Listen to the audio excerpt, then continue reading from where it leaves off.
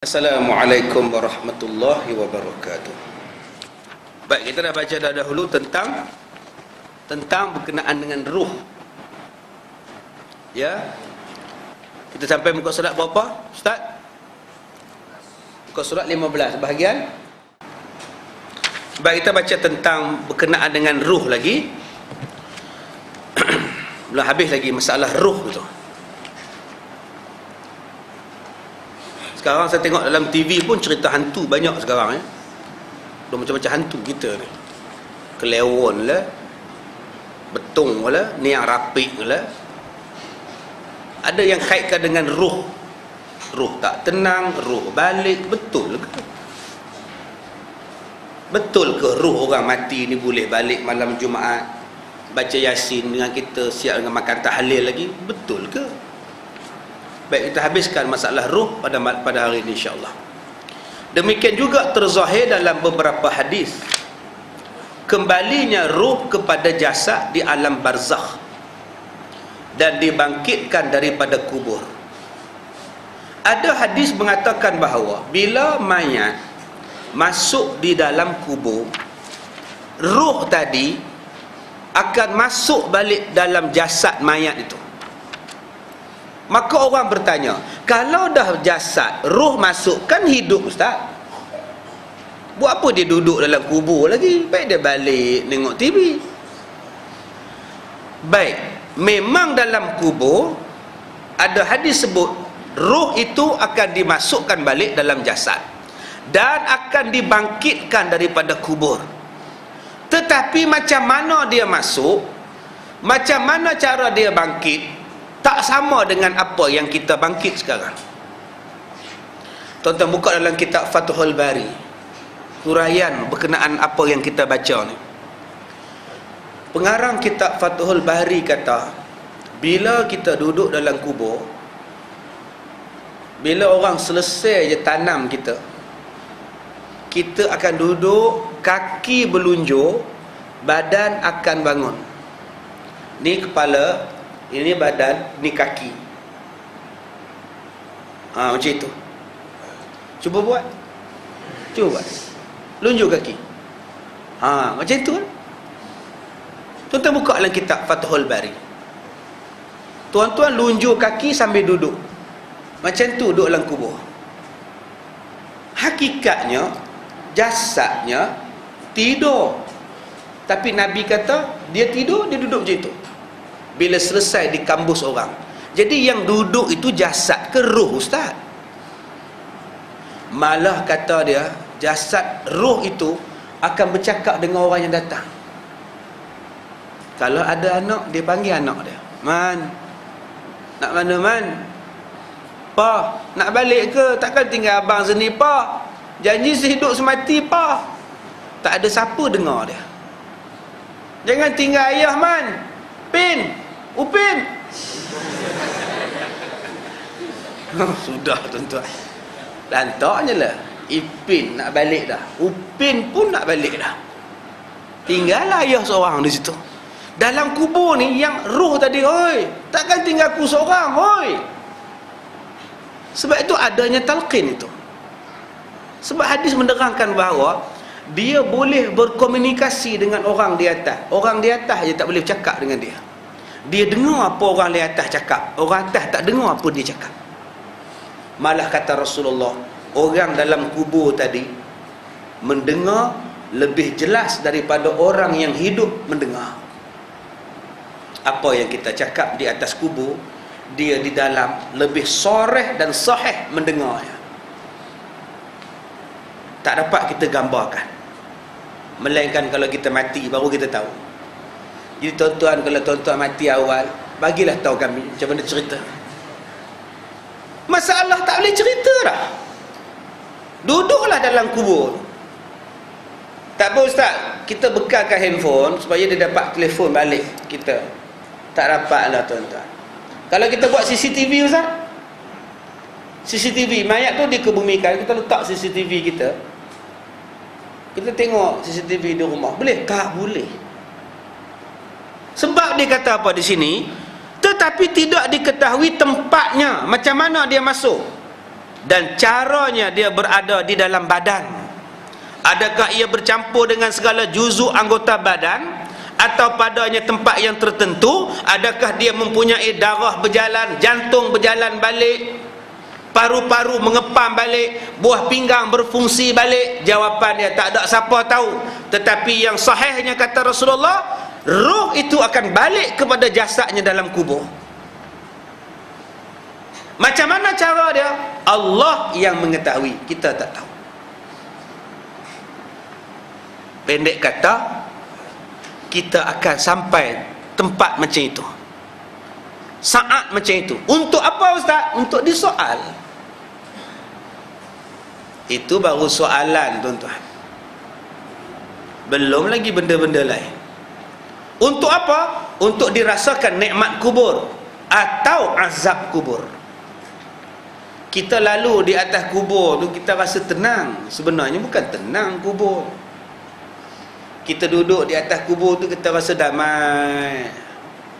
Tuan-tuan kalau agak-agak susah hati, pergi kubur, tenang. Tapi sebenarnya penuh dengan jerit pekik yang kita sendiri tak dapat gambarkan. Yang dengarnya binatang. Binatang dengar. Mayat ketika diusung ke kubur, mayat menjerit. Yang dengar binatang. Jin dan manusia tak dengar. Kalau jin dan manusia dengar, pengsan manusia. Pengsan. Sebab itu sunat pada kita mengusung mayat ke tanah perkuburan. Iskandar Zulkarnain, ketika dia mati, dia suruh orang depakan tangan dia macam itu. Jangan tudung mayat dia. Duk kapan-kapan ni terjatuh tangan dia, terkulai tangan ni, orang duk usung. Dia tak bagi orang tudung mayat dia. Bila orang tanya pada dia, kenapa Tuan pesan macam ini? Supaya aku nak tunjukkan pada hamba rakyat, aku ni raja, menguasai negara yang banyak, tetapi aku mati tak ada apa yang aku bawa. Tangan aku terkulai pun aku tak boleh angkat balik ke atas. Dia mengajar orang sampai dia mati pun masih memberi pengajaran pada orang. Masya Allah. Hebat, tuan-tuan. Pelajar saya umur 75 tahun, bekas guru besar, 75 tahun umur dia. Mengaji ni tak pernah miss. Siang malam, pagi petang mengaji. Naik motor, saat naik motor jaguh, saat naik motor skuter. Main mengaji pakai sepet hitam, naik motor jaguh. 75 tahun. Tak pernah tinggal semayang jemaah. Meninggal pun ketika semayang jemaah. Semayang subuh, tengah tahiyat akhir, Allah jemput dia. Tengah tangan duk angkat ni, syahadu alla, mati tu. Orang bagi salam, dia tak bagi salam. Kejut rebah, bawa ke luar, tak ada dah kot ni. Orang tak puas hati, orang hantar juga ke hospital. Mati tengah semayang, tuan-tuan. Orang yang baik, tabiatnya baik, kelakuannya baik, insya-Allah mati pun Allah jemput dalam keadaan baik. Tuan-tuan tak teringin mati macam cikgu ni? Tengah tahiyat akhir, sembahyang subuh, isteri dia kata tak sihat Ustaz, Pak Haji tak sihat, tapi dia nak pergi juga sembahyang. Jantung ada, semua ada, nak pergi juga berjalan kaki pergi. Tengah sembahyang tu, Tok Imam beritahu saya tengah sembahyang tu dengar dia batuk Ustaz, duk batuk kongkang. Kawan sakit jantung. Tak apalah, habis semalam semayang kita bagi salam, dia tak bagi salam. Bila kita kejut dia, bum, tumbang. Ni yang cara mati yang begitu menyeronokkan hati dan telinga mendengar dan menghayatinya. Jadi kalau mati dalam keadaan baik macam ini, tuan-tuan, insya-Allah mati pun tengah semayang. Ini mati minum todi ni, mati balik tikam nombor, semayang tidak, apa tidak. Tuan-tuan bayangkan rohnya macam mana.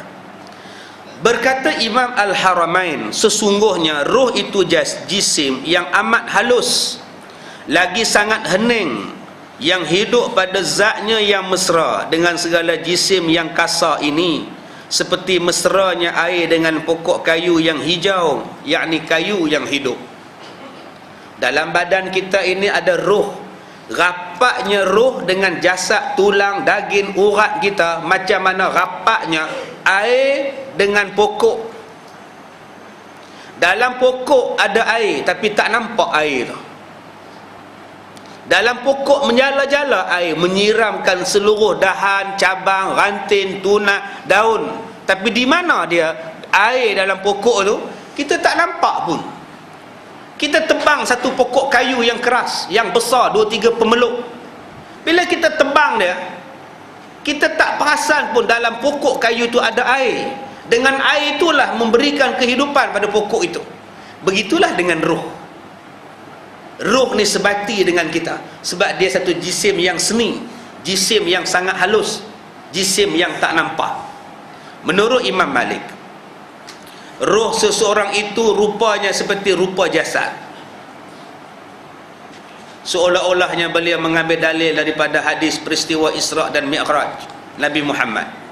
Sesungguhnya pada malam itu Nabi Muhammad bertemu dengan sekalian Nabi dalam Masjid Baitul Maqdis, dan di atas setiap langit, padahal kesemua mereka itu adalah roh, juga seperti rupa jasad mereka. Di sini Imam Malik sebut tentang hadis Imam Bukhari, Nabi Muhammad bertemu dengan nabi-nabi, roh para nabi dan rasul di Masjid Al-Aqsa ketika Nabi perjalanan Isra' dan Mi'raj di Baitul Maqdis. Tuan-tuan, Baitul Maqdis itu jatuh pada tangan Yahudi pada tahun 1967. Tahun 1967 jatuh. Sebelum itu Yahudi tak berani lagi usik Baitul Maqdis. Dia bermula daripada tahun bila? 1089 apabila berlaku perang salib. Kerajaan British, orang British berjaya menewaskan orang-orang Islam dan mereka mengambil negara Palestin. 1089. Kemudian Salahuddin Al-Ayyubi beberapa ratus tahun selepas itu berjaya mengambil alih semula Baitul Maqdis dan Palestin daripada tangan-tangan orang-orang Kristian daripada perang salib. Semasa pemerintahan British itu pun sudah ada usaha-usaha untuk membawa orang-orang Yahudi di Eropah untuk kembali menetap duduk di negara Palestin. Sebab itu Salahuddin Al-Ayyubi rampas balik kota Baitul Maqdis ini. Yang ni yang kita kekurangan pejuang-pejuang seperti Saladin ini ataupun Salahuddin. Apa yang Salahuddin buat sehingga boleh mengalahkan kerajaan dalam perang salib, kerajaan Kristian ini? Menyatupadukan seluruh umat Islam daripada Jordan, Syria, daripada Mesir. Semua kota-kota Salahuddin Al-Ayyubi, semua kotanya menjurus ke arah Baitul Maqdis. Semua menjurus ke arah sana. Tuan-tuan pergi ke Mesir, tuan-tuan tengok kota Salahuddin di atas bukit, kota yang sangat kuat, yang sangat kukuh, masjid yang sangat cantik, kota yang sangat tinggi, duduk di atas bukit, nampak jauh di sana tu Baitul Maqdis. Sebelum Salahuddin membina kotanya itu di negara Mesir, dia telah pun berjalan daripada Iraq turun ke Iran, turun sampai ke negara Jordan, turun sampai ke Syria, naik balik ke Mesir, baru bercakap soal untuk merampas mula Baitul Maqdis. Apa yang dia buat dulu? Dia menyatukan seluruh pemimpin-pemimpin orang Islam untuk lawan Yahudi, lawan Kristian dalam perang salib. Barulah berjaya. Saya 2 minggu lepas ada satu ustaz dalam kuliah subuh, dia tibai saya. Dia kata Ustaz Kazim tu tak sokong usaha memboikot barangan Yahudi. Ustaz Kazim tu tak sokong kita boikot barangan USA. Ini ustaz tak boleh pakai. Saya, masa bila saya tak sokong boikot Yahudi? Ustaz ni dengar ke ceramah saya? Dia kata Ustaz Kazim ni ramai pengikut dia perempuan, cukup taksub dengan dia. Ustaz jenis ni tak boleh pakai. Ini bengong punya ustaz. Masa bila saya kata jangan boikot Yahudi punya barang, tuan-tuan? Dengar balik CD saya bulan lepas. Saya kata saya sokong 100% untuk memboikot barangan-barangan Yahudi dan Nasrani USA. Tetapi saya kata usaha memboikot itu kalau tidak mengikut cara Rasulullah, kita bimbang dia tak lama memboikot tu. Sekarang orang tak boikot dah. Tak ada dah pun banner tepi jalan tu boikot Yahudi, mana ada dah. Yang tukang pasang banner tu pun semalam dia beli KLC beratur depan sekali. Sebab kita tidak lama. Sebab apa tak lama? Sebab kita tak ikut cara Rasulullah. Kalau kita ikut cara Rasulullah, mesti lama, mesti hebat. Apa yang Rasulullah buat sebelum boikot Yahudi? Menyatu padukan umat Islam. Kita sekarang nak boikot Yahudi tapi tak menyatu padukan umat Islam. Bila nak berjaya? Boikot, sebelum boikot yang Rasulullah buat, satu padukan umat Islam. Sekarang umat Islam memperpecah belah macam mana? Itu maksud saya. Mesti tiru Nabi dalam memboikot, insya-Allah berjaya. Saya kata dah dalam kuliah yang lepas, kerajaan mesti ambil alih perniagaan Yahudi di Malaysia. Beli, suruh mereka balik. Ambil saham Tesco. Baru kita boleh cakap untuk memboikot. Ambil saham Carrefour. Atau sekurang-kurangnya beli Giant. Kalau tak mampu beli Tesco, beli Giant pun jadilah, walaupun dia raksasa. Ambil kaedah itu baru boleh cakap soal memboikot. Sekarang tidak, tuan-tuan. Sebab tu saya takut kita tak lama dalam proses memboikot. Itu maksud saya. Boikot mesti cara Rasulullah. Segala benda yang ikut cara Nabi mesti berjaya. Contohnya Salahuddin Al-Ayyubi. Kalau dia seorang menentang Israel, menentang Yahudi, tak menang Salahuddin. Tetapi dia buat bersama-sama dan menyatu padukan seluruh pemimpin Islam dalam perang salib. Akhirnya berjaya. Sehinggalah berlaku perang dunia yang pertama. 1909, 1911. Beratus tahun kerajaan Islam memerintah Palestin. Daripada tahun perang salib selesai, sampailah perang dunia yang pertama datang. Pada masa itu, pada tahun 1824 itu, sebelum 1897, minta maaf, 1897, Sultan Abdul Hamid, iaitu kerajaan Turki, Sultan Kerajaan Osmaniyah, telah didatangi oleh wakil Yahudi daripada Jerman, memaksa supaya dibuka pintu sempadan dan tanah kepada orang Yahudi untuk orang Yahudi balik duduk di Palestin. 1897. Sultan Abdul Hamid berkata, sekaki pun tanah Palestin tidak akan kuberi kepada Yahudi. Kerana mengambil kata-kata daripada Sayyidina Umar Al-Khattab, jangan biar seorang Yahudi pun walaupun sekaki dapat tanah di Baitul Maqdis atau di Palestin. Sultan Abdul Hamid tidak bagi, tuan-tuan. Usaha nak masuk untuk ambil alih Palestin bermula sebelum kejatuhan kerajaan Islam Turki Uthmaniyah, pemimpinnya Sultan Abdul Hamid. Siapa yang mula-mula datang? Orang Jerman. Paksa Sultan Abdul Hamid terima dia punya konsulat daripada Jerman, buka di Istanbul. Paksaan yang keduanya ialah buka negeri Palestin, kami nak balik. Pada masa itu, tuan-tuan, umat Yahudi di Palestin ada, bukan tak ada, ada, tapi tak ramai. Pada tahun 1914 itu jumlahnya cuma berjumlah 56,000 orang saja. Tetapi itulah denak yang paling awal untuk membentuk satu kerajaan haram Israel.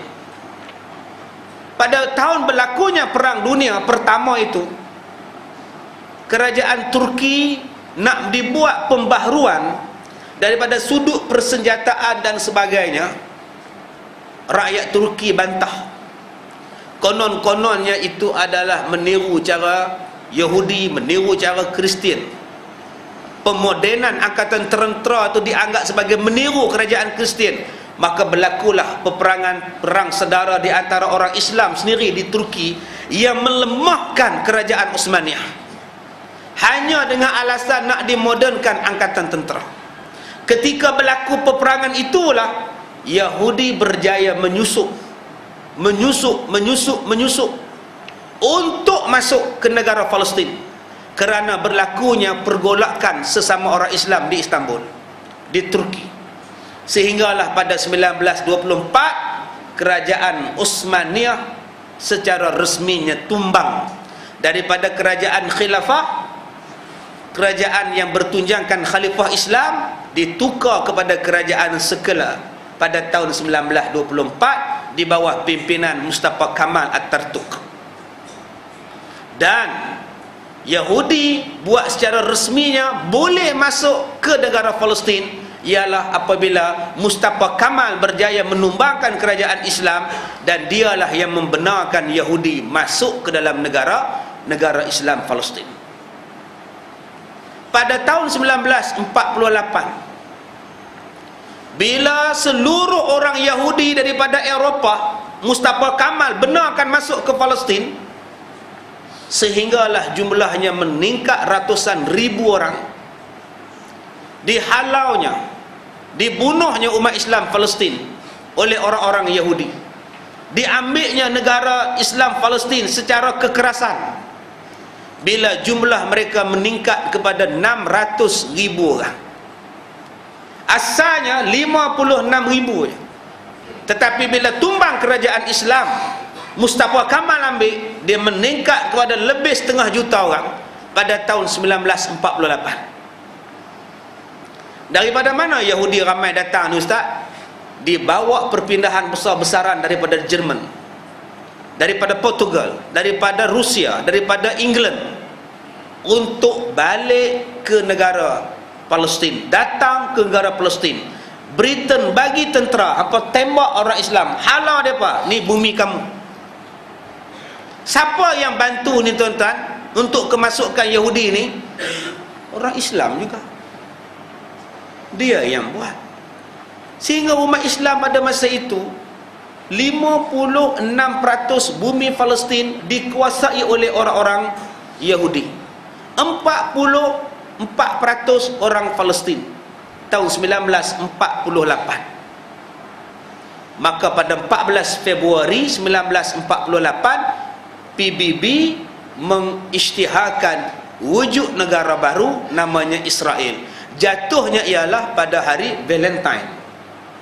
Adik-adik yang sambut hari Valentine 14 Februari yang lepas bukan setakat meraihkan kejatuhan kerajaan Islam Spanyol, sebenarnya juga meraihkan iaitu hari Palestin tumbang dan timbulnya negara haram Israel 14 Februari 1948. Sebab itulah menyambut hari memperingati kekasih Valentine Day itu haram disambut, kerana hari itu nak meraihkan kejayaan Palestin jatuh dan naiknya kerajaan haram Israel.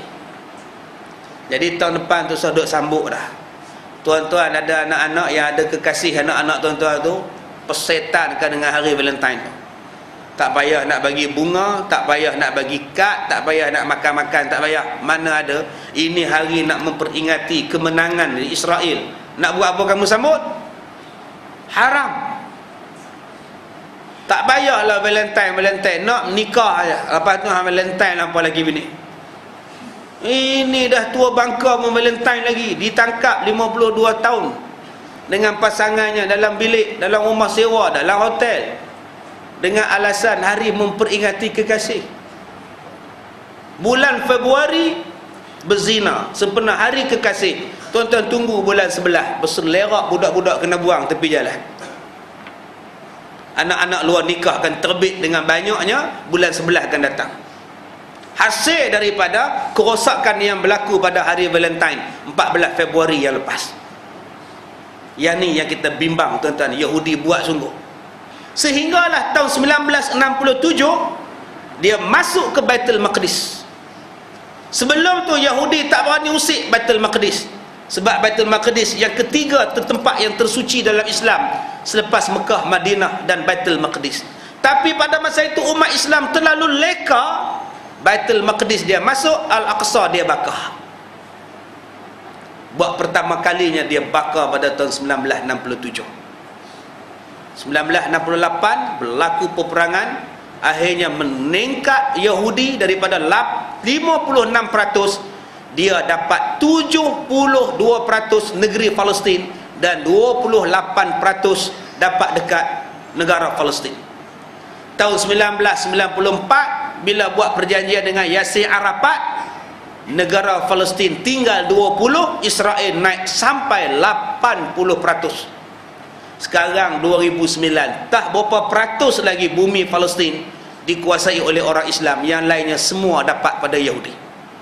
Tuan-tuan yang dirahmati Allah, ini tahun-tahun saya nak sebut pada tuan-tuan yang saya berbual dengan orang daripada sebuah negara jiran yang belajar beberapa lama di Israel. Dia kata, Ustaz, yang pertama Ustaz, orang Yahudi dia cukup sinonim dengan angka 6.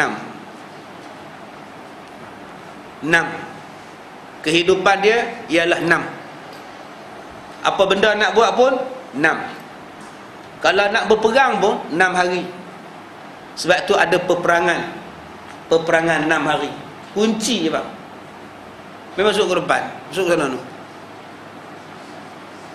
Dia nak dapat pahala lebih tu. Semalam kita baca 6. Angka 6 itu cukup dia minat.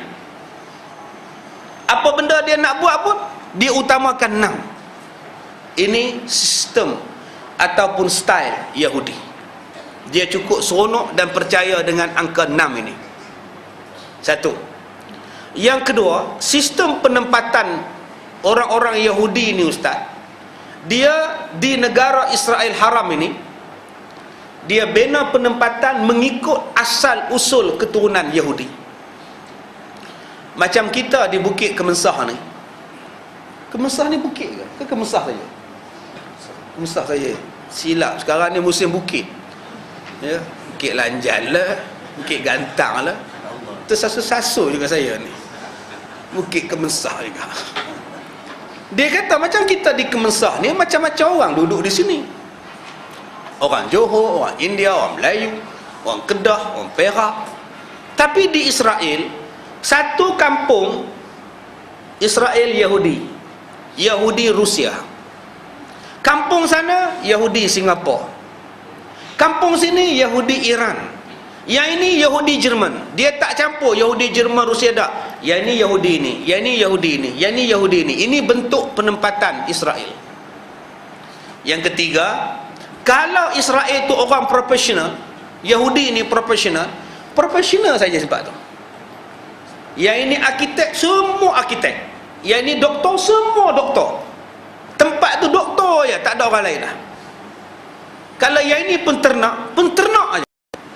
Kalau yang ini peladang aja taman dia. Dia tak campur macam kita ni. Ini sistem bandaraya mereka ataupun sistem perkampungan mereka.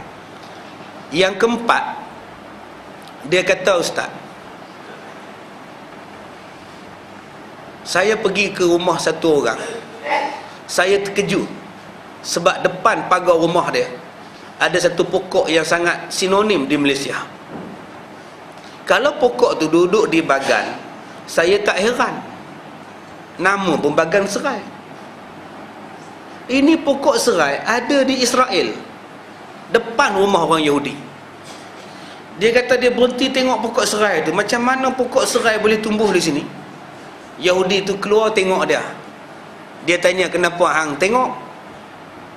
Dia kata, saya heran macam mana pokok ni boleh main sini. Dia kata sebab dia pernah mari duduk di Malaysia 3 tahun. Yahudi ni pernah duduk di Malaysia selama 3 tahun. Bila dia balik ke Israel, dia buat balik serai, tanam di Israel. Laki-laki ni tanya, kamu kerja apa di Malaysia? Dia kata, dulu saya kerja sebagai polis, askar British. Maknanya tuan-tuan, British dia jajah negara-negara Commonwealth. Bukan semua orang British yang datang. Yang datang itu ialah orang Yahudi, tuan-tuan.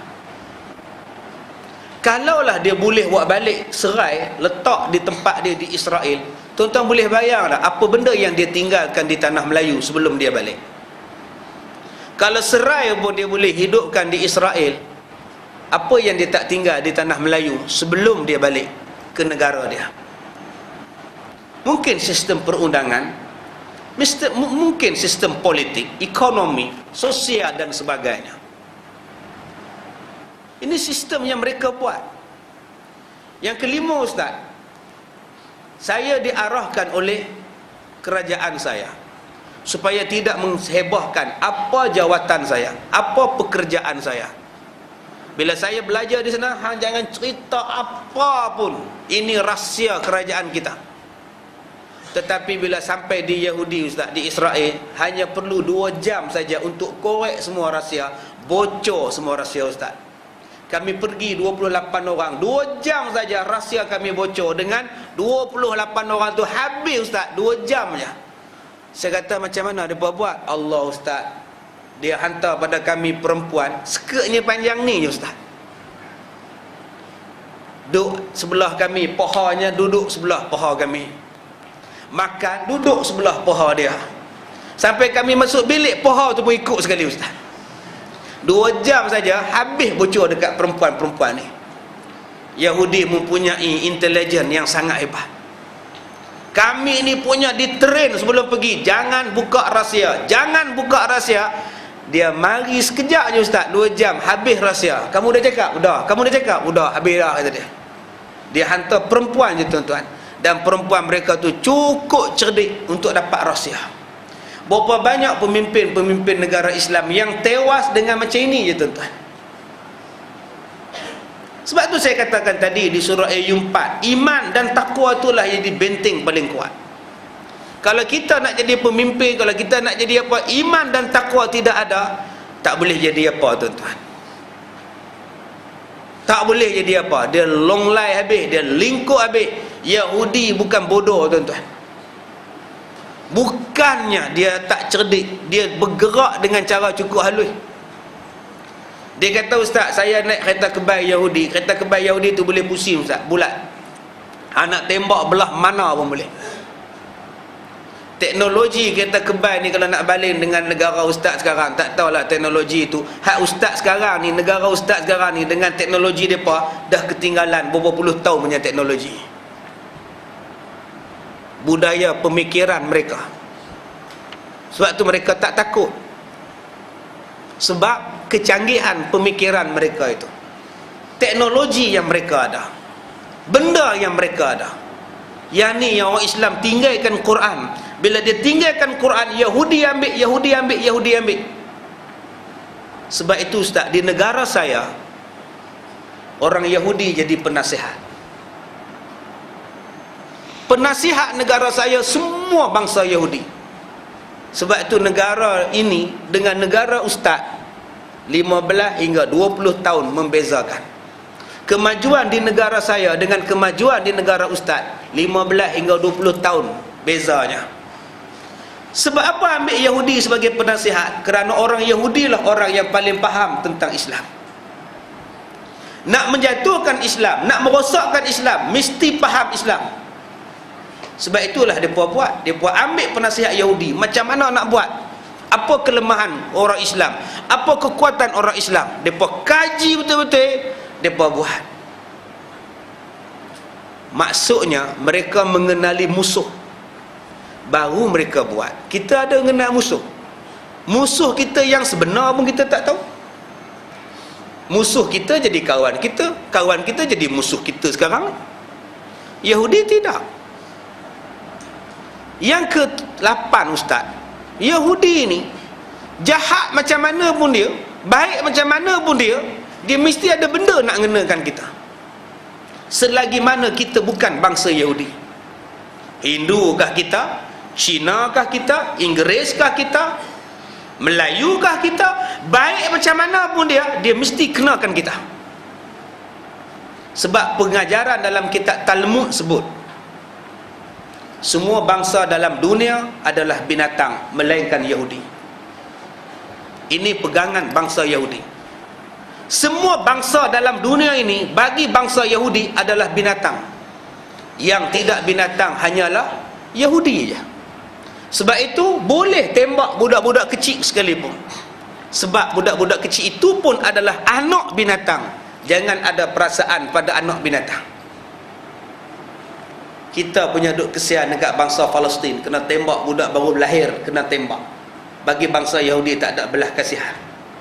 Sebab itu binatang pada dia.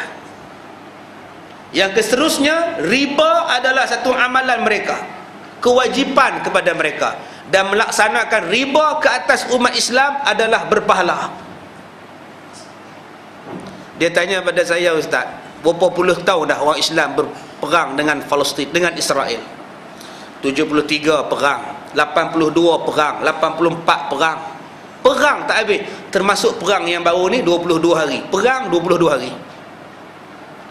Mana ada perasaan belah? Ustaz tahu tak pasal apa tak ada belas? Tentera-tentera dia tak ada belah kasihan. Dia kata, Ustaz, askar-askar barisan hadapan Yahudi semuanya adalah anak-anak haram, anak-anak zina. Yang tidak ada mak, yang tidak ada bapa, yang tidak ada saudara mara, yang memang tak ada perasaan kasih dan sayang. Tuan-tuan tengok cerita Rambo. Rambo mana ada takut, mana ada senyum Rambo. Adik-adik dia mungkin tak kenal Rambo kot. Dia kata pisau Rambo. Mana ada senyum Rambo. Dia tak ada belah. Mana ada perasaan sedih. Mereka ambil anak-anak haram ni, anak-anak luar nikah ni, letakkan setempat, jadikan manusia yang betul-betul tak ada hati perut.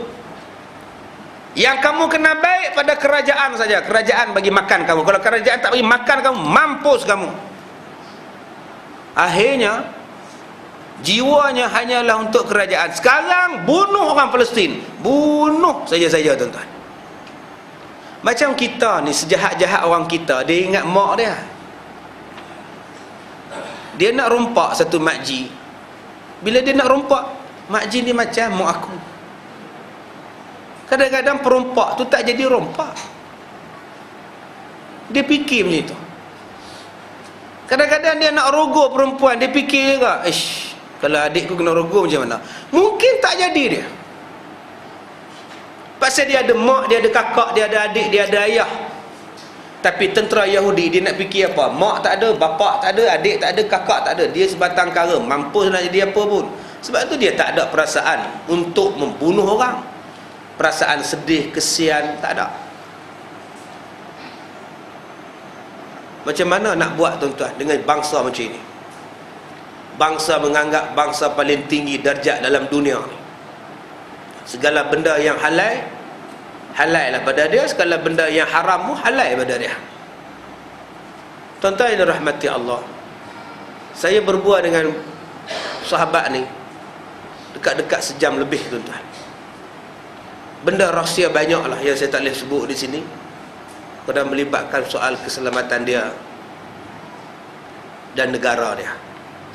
Tapi yang saya nak sebut pada tuan-tuan, Yahudi mengetahui rahsia, kekuatan, mentaliti, sikap, perangai, ekonomi negara-negara Islam.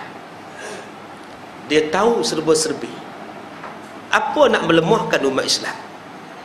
Sebab tu dia mula-mula hantar pada umat Islam ialah makanan. Diberikan makanan kepada orang Islam, dibuatkan makanan yang kotak-kotak, yang campur dengan bahan kimia, yang lama-lamanya orang Islam tak boleh fikir dengan waras. Berpuluh tahun orang Islam duk makan benda-benda yang hebat yang dibuat daripada negara-negara yang hebat-hebat, negara Amerika ni. Bila makan barangan Amerika, bila hisap benda barangan Amerika, kita rasa hebat. Ditonjolkan bahawa pakai barangan ini hebat. Pakai baju mereka pun hebat, pakai seluar jin mereka pun hebat, makan cara mereka pun hebat, isap rokok cara mereka pun hebat. Dalam hebat-hebat itulah diletakkan macam-macam racun, benda-benda kotor di dalam dia, sampai menjejaskan umat Islam punya kesihatan. Tuan-tuan ingat Yahudi ni buat saja-saja ke, tuan-tuan? Dia kaji dulu setiap bahan perisa yang mereka buat dan mereka campurkan dalam makanan. Yang kedua, dia kata dalam proses pemakanan itu dihantar kepada negara-negara Islam, makanan yang paling busuk dan buruk sekali untuk negara Islam, yang paling baik-baik semua untuk negara kafir. Termasuklah dia kata kismis itu. Yang sampai pada kita kismis daripada Amerika tu tuan-tuan, yang paling buruk sekali lah. Yang itulah yang tuan-tuan buat jampi anak-anak, doa selamat lah, doa terhati lah, apa lah. Saya dah kata dah pada tuan-tuan, cari kismis merah, cari kismis Iran yang Nabi sebut, kismis merah, kismis merah yang kita duk cari sekarang di kedai-kedai duk jual dalam kotak kecil tu, bukan hak Ustaz Mak Ikan punya tu, bukan. No, tuan-tuan carilah nama dia, mula pada huruf L, hujung dengan huruf G, dengan huruf O. Itu adalah kismis daripada Amerika yang paling busuk sekali tuan-tuan, yang tak ada nilai dah. Yang itulah yang dihantar kepada umat Islam, yang kita makan. Sebab itu kalau tuan-tuan belajar, Yahudi akan membuat riuh. Tuan-tuan rujuk dalam surah Fussilat, wal ghaw fihi la'allakum taghlibun. Allah Ta'ala sebut macam mana orang kafir merosakkan umat Islam dengan meninggalkan Al-Quran. Kenapa tahun 1967 dia serang Baitul Maqdis dan dia menyerang Masjid Al-Aqsa? Kerana pada masa itu semua umat Islam sedang riuh, tidak ada lagi sensitif dan tidak ada rasa sensitivity kepada Islam. Tahun 60-an itulah umat Islam lupa kerana Yahudi menghantarkan dengan budaya ego-ego. Yahudi merosakkan kita, yang pertama tadi dengan makan, yang keduanya dengan ego-ego, muzik. Semua tahun 60-an orang lupa tentang Yahudi. Orang tak kisah sebab negara-negara Islam sibuk dengan The Beatles. Semua nak jadi The Beatles. Pakaian pun pakaian Beatles, cara hidup pun cara hidup ego-ego, pok ye-ye. Semua nak jadi, lupa tentang soal agama. Tuan-tuan ingat balik gambar tuan-tuan tahun 60-an, cuba pergi tengok kenangan-kenangan dulu, perhati balik. Semalam kita baca surat khabar Kosmo semalam, tengok satu orang meninggal dunia, orang besar meninggal. Tengok gambar dia tahun 60-an, dia dengan isteri dia, macam mana pakai. Patut gambar tu tak payah sia dah, kawan dah mati. Yang paper dia pun satu. Tengok gambar isteri dia pakai macam mana. Saya tak gamak tengok, walaupun gambar tu tahun 60-an, tapi tak sesuai ditayangkan gambar itu. Gambar lama, isteri pakai cukup seksi. Tuan-tuan cari surat khabar Kosmo semalam. Dia dah meninggal, baru meninggal, tunjuklah gambar hak elok-elok. Gambar hak lepas-lepas tu tak payah. Pada masa itu habis orang kita ni pakai ni macam Yahudi semua. Semua datang, The Beatles datang, Rolling Stone, semua tu dia ada gegur, ketua badan ni. Orang India pun jadi gegur tuan-tuan. Hindustan pun habis. Semua nak jadi I wanna hold your hand, deko abto mushko nahi rekabel, semua nak jadi. Syami Kapoor tu pun nak jadi juga tuan-tuan. Tengok tahun 1968 Brahmachari tu, dia benar gede-gede. Tak ada lah image India dalam cerita Brahmachari tu. Semua gugur orang. Jika tere mere pyare ketel ai. Betul kan? Kita kena tanya penulis lirik kita. Bila mari 70-an, dia tukar daripada gogo, dia tukar pada hippies, Woodstock. Semua rambut panjang. Beatles pun jadi rambut panjang dah. Dulu Beatles rambut pendek, mari 70-an dia jadi rambut panjang dah. Jadi spek mata bulat lah, hitam spek mata, rambut panjang dah. Apa? Dadah. Apa? Dadah. Tahun 70-an Yahudi hantar dadah. Tahun 73 dia start berperang dengan Palestin, berperang dengan Mesir. Tahun 73 pun orang tak ambil kisah, kerana Yahudi dah menghantar dadah. Sampailah umat Islam leka dengan dadah. Bermula dadah ni tahun 70-an, tahun 60-an tak ada lagi dadah tuan-tuan. Budaya inilah budaya yang sampai seluruh umat Islam dan seluruh umat manusia di muka bumi ni semuanya jadi hippies, Woodstock. Budaya seks bebas, jenis tak mandi punya ni. Rambut-ramba punya beg, baju rambut-ramba seluar meleret jalan, sapu habis sampah. Ini tahun 70-an. Kesan dia bukan pada negara Islam. Saya kata satu dunia. Orang India pun yang kuat berpegang pada India pun tewas dengan Yahudi. Itu yang datang Dum Meredum itu. Dave Anand dengan Zinat Aman.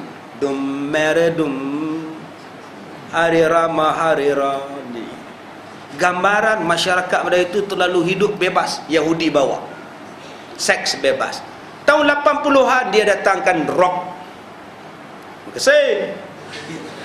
Itu pun dapat Dato' oh, memang tuan-tuan. Rock, habis orang jadi rock.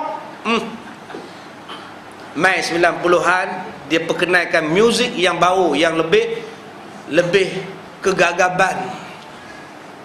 C-I-N-T-A C dia terangkan. Semua jadi rap. Jangan kita ya Allah.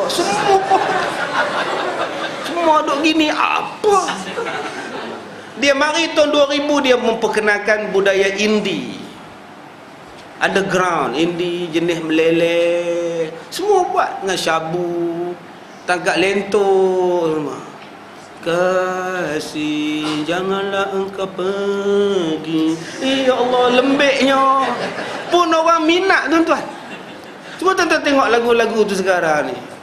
Semua orang minat. Jangan kau cintakan aku.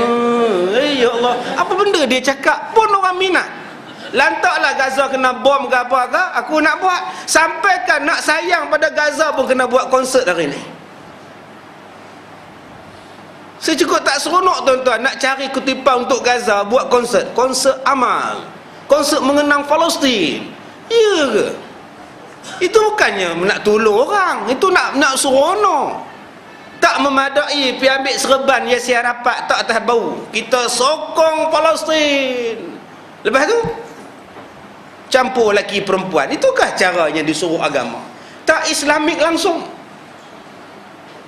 Yang betul-betul macam mana perjuangan kita. Bukan dengan cara baca puisi, perempuan panggil menyanyi, panggil kewani menyanyi. Kita tolong Gaza, tolong Palestin. Makasih. Dah habis. Yahudi kata kamu nak marah aku, tapi kamu ikut cara aku. Sama je tuan-tuan, tak ada apa bezanya. Buatlah cara Islam. Kekalkan kunut nazilah, kekalkan bacaan Yasin, kekalkan sembahyang hajat. Sekarang masjid tak buat dah bacaan Yasin, sembahyang hajat tak buat dah.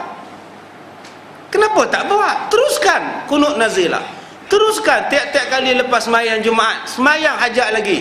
Sebab Allah janjikan bahawa dalam Quran surah Al-A'raf ayat 167 Allah Ta'ala kata Yahudi dan bangsanya akan tetap dihinakan oleh kamu selama-lamanya. Allah sebut dalam surah Al-A'raf 167 terang-terang Allah kata Yahudi boleh dikalahkan tapi melihat kepada iman dan cara kita. Kalau cara kita nak mengalahkan Yahudi pun dengan cara Yahudi, tidak dengan cara Islam, bila kita nak dapat mengalahkan Yahudi? Nak mengalahkan Yahudi dengan senjata Yahudi, muzik, tak mahu tuan-tuan. Muzik itu pun satu senjata mereka terang-terangan untuk menjauhkan Islam dan umat Islam daripada Islam. Gunakan pendekatan yang lain. Salahuddin tidak pernah menggunakan muzik untuk menunjukkan kebencian dia kepada Yahudi. Sebaliknya menggunakan pendekatan senjata dan boikot untuk menentang Yahudi. Ini yang kita sama-sama fikir, buat untuk umat Islam berfikir dan bertindak. Kita tak boleh nak pergi hantar jet ke apa untuk mereka, tetapi memadai untuk kita sembahyang hajat tak tinggal. Kalau masjid tak buat, kita buat di rumah. Kalau masjid tak buat di masjid, kita buat di masjid seorang-seorang pun memadailah. Jangan orang tak buat langsung, kita pun tak buat. Kamu tak ada sembahyang hajat untuk Palestin ke? Tak payah. Aku pun tak payahlah. Biar orang lain tak payah, tapi tetap kita istiqamah buat. Saya dah kata dah tadi, semastaqamu, mesti buat dalam keadaan istiqamah. Baik. Segala qaul tersebut adalah dhaif. Sedangkan yang mu'tamadnya ialah qaul yang telah disebut sebelum ini, iaitu majhul kita. Pelbagai pendapat tentang roh duduk dalam kubur. Jawapan paling mudahnya, kita tak tahu. Nabi kata memang roh masuk balik. Cara dia masuk duduk dalam badan macam mana, wallahu a'lam.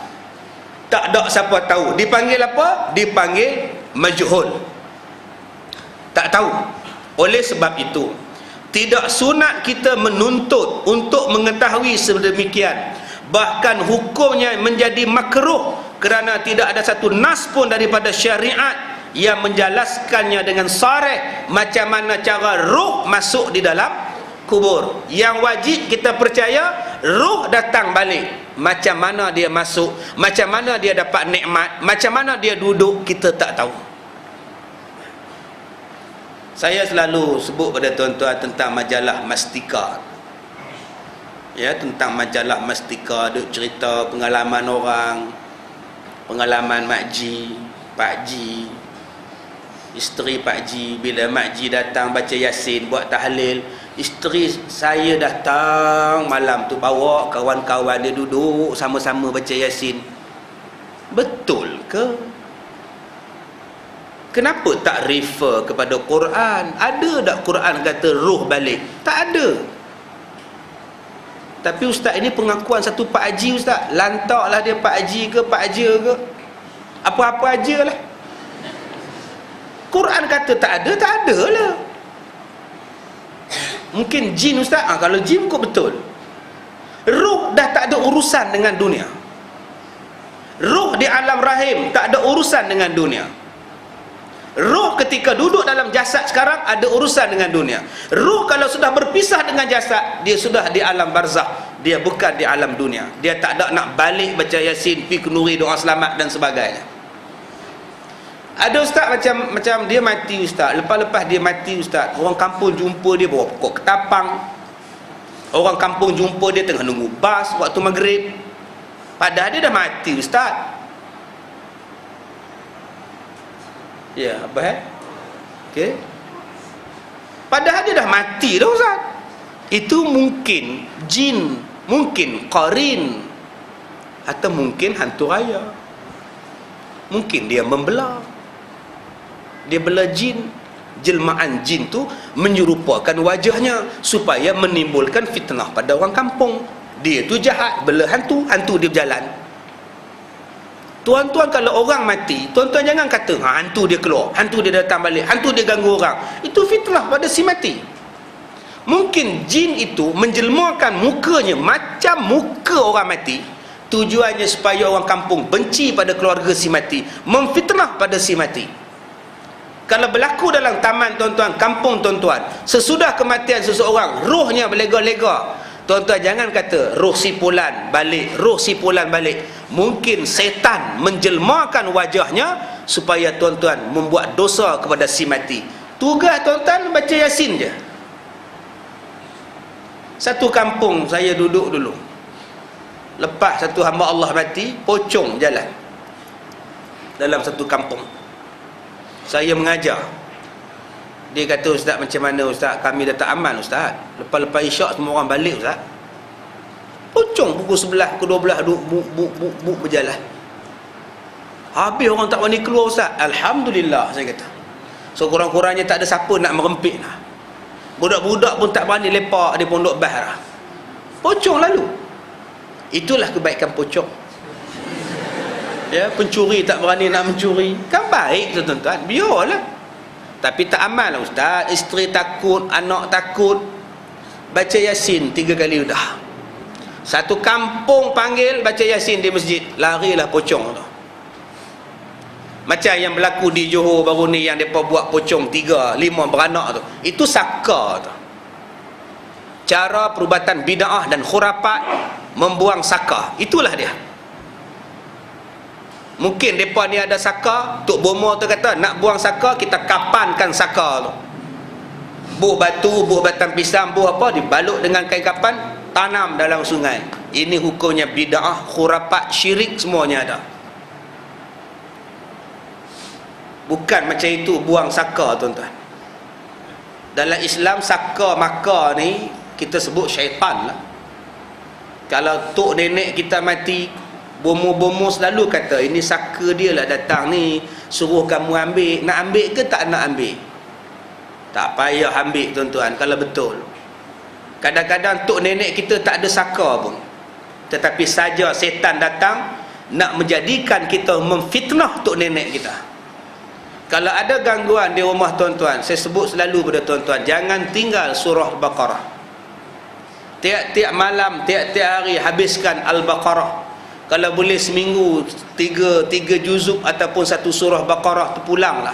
Nak buat dalam sebulan ke, nak buat dalam sehari ke, nak buat dalam seminggu ke, bacalah Al-Baqarah.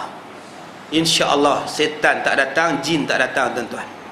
Jangan tuan-tuan duk ambil, duk belak, ataupun jangan duk kena ambil rambut, bulu hidung, bulu misai, bulu janggut, bulu dada, bulu kemaluan, bulu kaki, kuku, darah, kuku kaki, kambing seekor, nak jamu pada tok nenek. Bid'ah dan syirik perbuatan tuan-tuan ni. Tuan-tuan hanya perlu semayang rajin-rajin, baca Quran rajin-rajin. Tak boleh lawan tuan-tuan menatang setan ni. Lawan.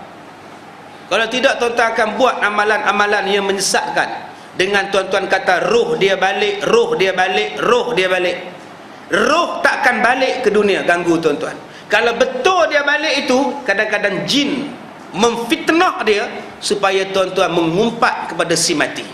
Ini peranan jin. Walaqad adalla minkum jibillan katsiran afalam takunu taqilun. Setan ini adalah tugasnya menyesatkan kamu, dan sesungguhnya berapa banyak manusia telah disesatkan oleh syaitan.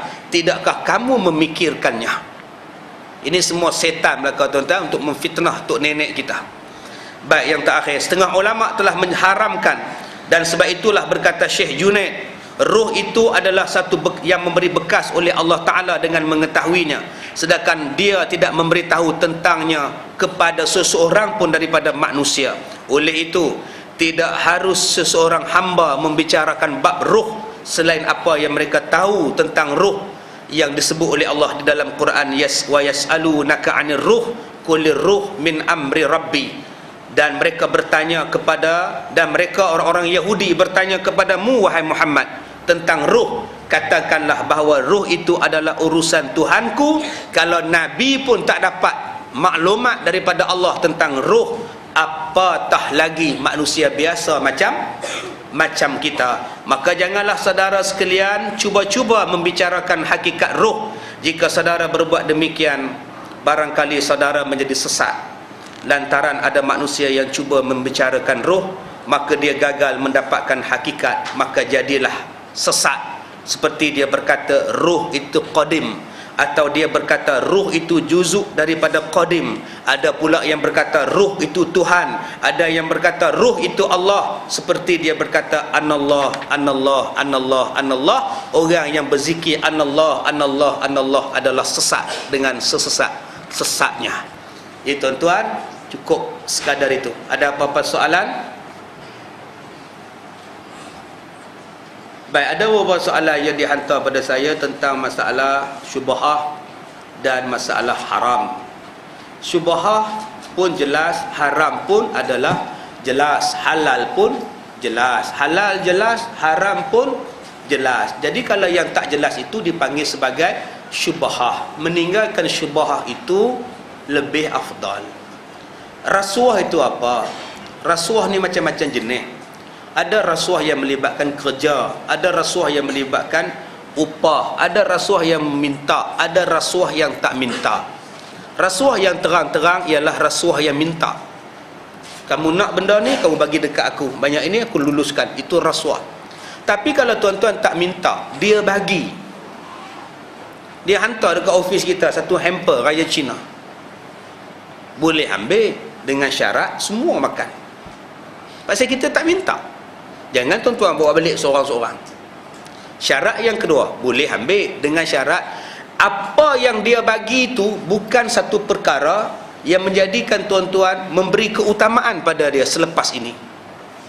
Kalau dia datang bulan depan, dia kata, encik itu sudah makan ke awak punya hamper? Sudah? Ini tolong tengok ini. Atau okey, ambil nombor dulu beratur sana Tapi kalau tuan-tuan dah makan, walaupun tuan-tuan tak minta, tengok toki tu datang, toki sini, tak payah ambil nombor, toki baik punya orang, itu baru jatuh rasuah.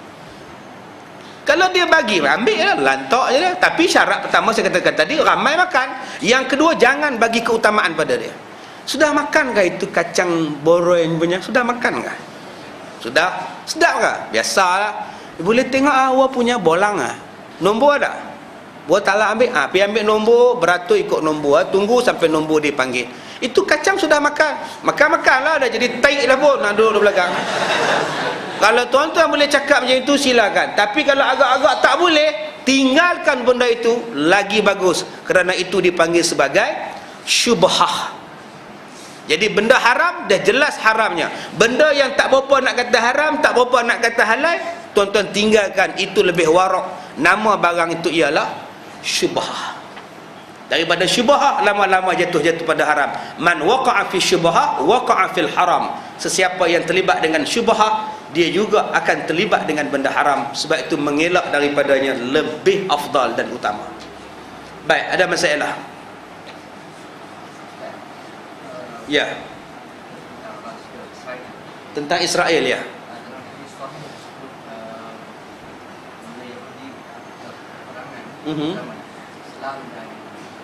Ya. Balik batu dah pokok, ya. Pokok gharqad. Wallahu a'lam. Pokok gharqad ni pokok kayu besar. Bukan pokok serai. Pokok gharqad ni maknanya pokok kayu yang besar. Dia takkan bantu tentera Islam. Pokok lain pun bantu. Pokok lain bagi tahu dekat tentera Islam, belakang aku ni ada musuh Yahudi, bunuh dia. Yahudi bersembunyi di sebalik batu, batu bercakap, belakang aku ni ada Yahudi, bunuh dia. Pokok yang tak bantu ya, satu pokok namanya gharqad. Yang ni je yang tak bantu, yang lain semua bantu. Ini hadis sahih menceritakan tentang peperangan. Okey ustaz, dalam hadis tu dia kata orang Islam berjaya menewaskan Yahudi. Kenapa Israel tak berjaya ditewaskan oleh Mesir, Syria, Jordan dalam peperangan 1948, 1968, 1967 atau 1973? Tuan-tuan balik pada sejarah. Kenapa Mesir tewas dengan Israel dalam peperangan 6 hari? Kenapa tewas dengan Israel, Jordan dan Syria? Balik pada sejarah. Peperangan yang meletus di antara Mesir dengan Israel pada masa itu bukan kerana perang fi sabilillah. Peperangan kerana nak merebut tulisan Suez, menjaga Suez. Amerika nak Suez itu dikontrol oleh Port Amerika, tetapi Britain pun nak Britain menguasai tulisan Suez dengan kroni daripada Mesir. Sebab itulah Amerika gunakan Israel, Mesir gunakan Britain menggunakan Mesir. Peperangan itu meletus bukan kerana nak membebaskan Palestin daripada Israel, semata-mata nak menyelamatkan tulisan Suez. Sebab itu peperangan itu tidak memberi kemenangan kepada tentera Mesir, kerana perjuangan itu bukan kerana Allah. Begitu juga dengan peperangan 6 hari dan sebagainya. Tuan-tuan boleh buka dalam sejarah, Jordan dan Syria melambat-lambatkan kemarahan tentera-tentera Islam daripada Iraq. Tentera yang datang daripada Iraq minta nak gunakan negara Israel sebagai satu jalan untuk pergi serang Israel. Jordan dan Syria melambat-lambatkan kemasukan itu. Sedangkan tentera daripada Iraq yang nak sampai ini adalah tentera-tentera yang sangat terlatih. Sebaliknya Jordan dan Syria menghantar tentera-tentera askar simpanan untuk menentang kerajaan Israel. Bukan tentera elit, bukan tentera terlatih, tentera wataniah tuan-tuan. Mai senapan patah ni saya ni. Sebab itu peperangan itu tidak memihak kepada tentera Islam dan negara Islam, kerana bukan semata-mata kerana Allah. Yang Nabi maksudkan dalam hadis tadi ialah perjuangan yang semata-mata kerana Allah Subhanahu wa taala. Yang ni yang kita duk tunggu dan kita kena yakin, seperti mana yang saya sebutkan tadi dalam juzuk yang ke-9 surah Al-A'raf. Saya sebutkan tadi, kemenangan mesti datang dan kemusnahan mesti sampai kepada orang-orang Yahudi, dan kemenangan mesti datang pada orang-orang Islam. Tapi asas perjuangannya ialah kerana Allah. Yang berlaku sekarang bukan kerana Allah, lebih menjurus pada penguasaan ekonomi, minyak dan sebagainya. Wallahu a'lam. Ya. Ya.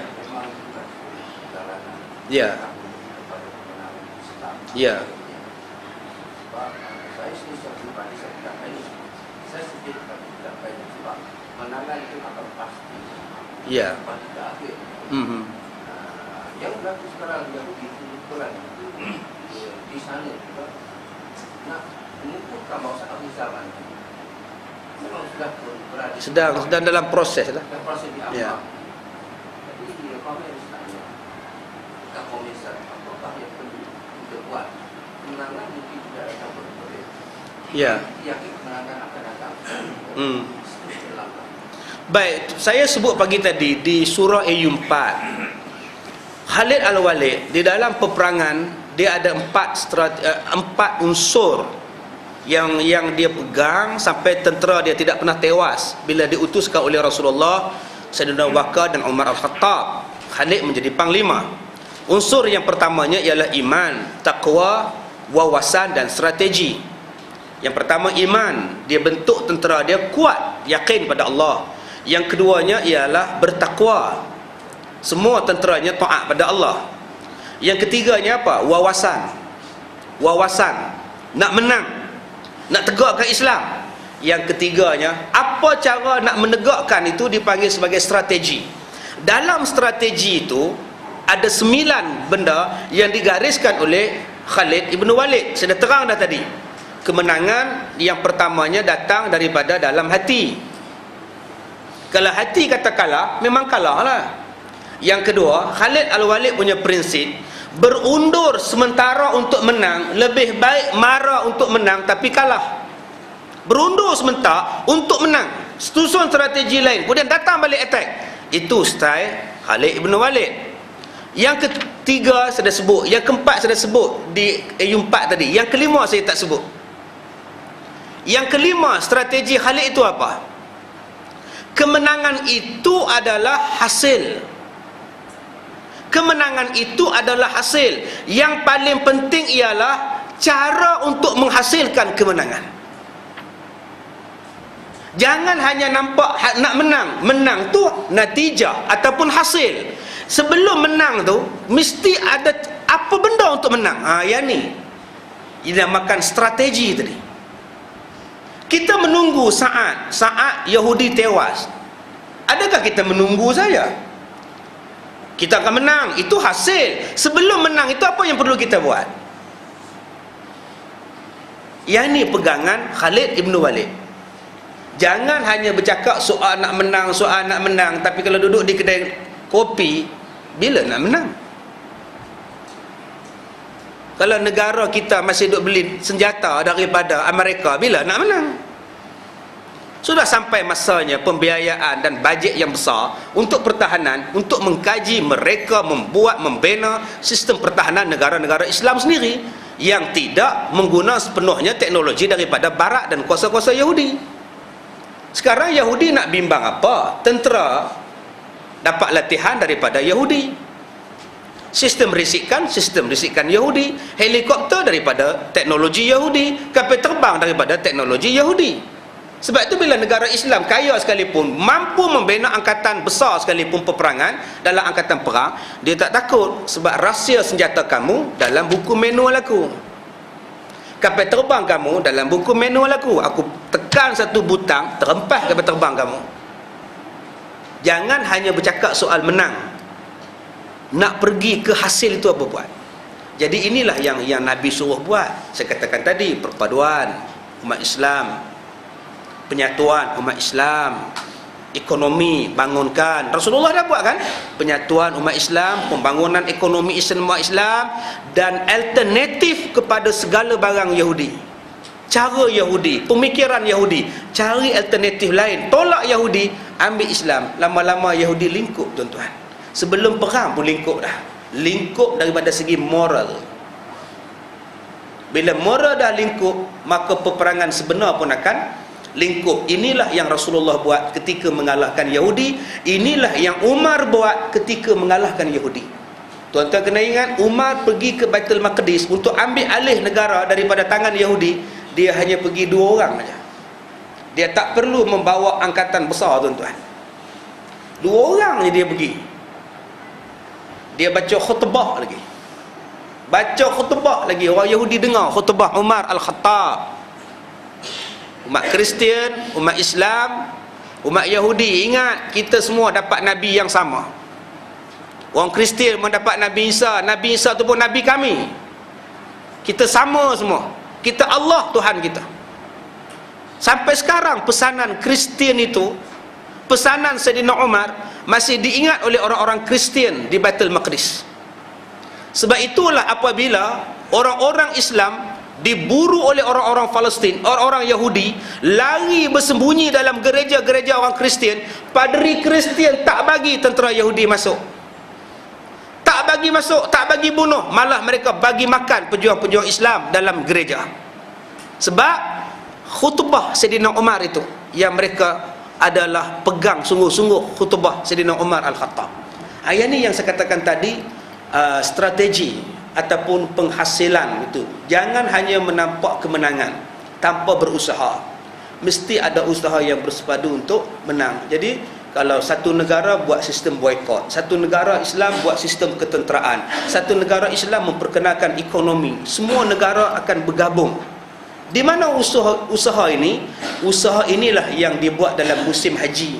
Manafi'u linnas liyashhadu manafi'a lahum.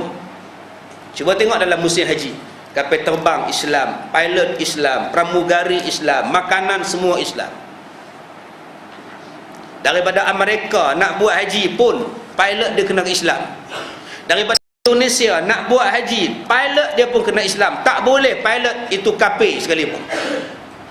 Sampai di Madinah, tengok-tengok pilot bukan Islam, halau balik serta-merta. 400 jemaah haji balik-balik ke Jakarta, tukar pilot baru datang mendarat balik di Madinah. Menunjukkan kalau kita boleh buat macam itu, tuan-tuan, lama dah umat Islam menang. Duduk di Mekah, Madinah, semua barangan Muslim, hotel Muslim, makan Muslim, insurans Muslim, pengangkutan Muslim, minyak Muslim.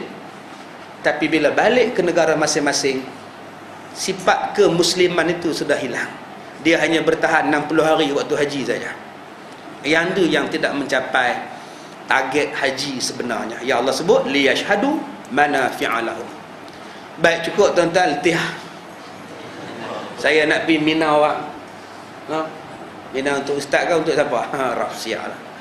Saya nak pergi Wangsa Maju, nak Mina untuk staf saya. Ada satu orang di Wangsa Maju, seksyen 10 apakah, pukul 12 sejanji. Jadi sekadar itu saja tuan-tuan. Kuliah kita pada pagi ini kita sudahi dengan surah Al-Asr.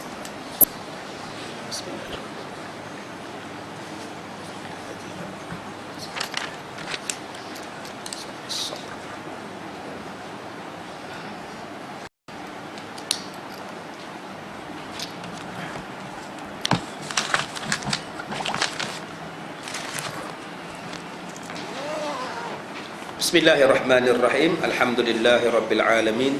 Wassalatu wassalamu ala asyrafil anbiya'i wal mursalin wa ala alihi wa sahbihi ajma'in.